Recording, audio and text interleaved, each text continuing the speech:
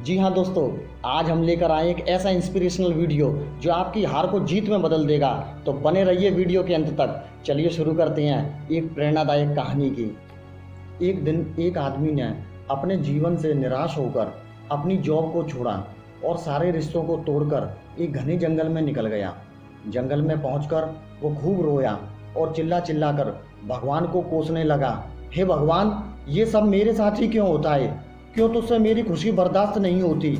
और तुझे अगर मुझसे और मेरी खुशी से इतनी ही परेशानी थी तो मुझे जन्म ही क्यों दिया? अगर तेरे पास कोई एक वजह हो जिससे मैं अपनी ज़िंदगी जी सकूं तो मुझे बता। तभी वह एक साधु आया जो वहीं कहीं तपस्या कर रहा था।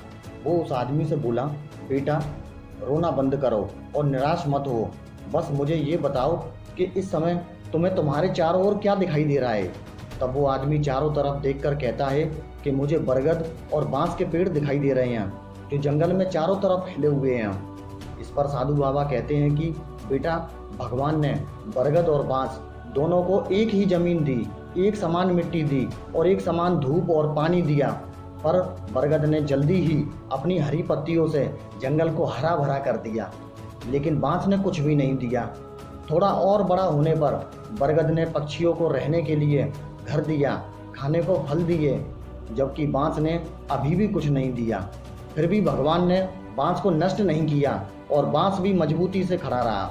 और 4-5 साल बाद छोटा सा बांस का पौधा पूरा 100 फीट लंबा हो गया, क्योंकि ये 4-5 साल तक अपनी जड़ें जमाता चला गया और इन जड़ों ने इसे 100 फीट लंबाई तक खड़े रहने के लिए मजबूती दी।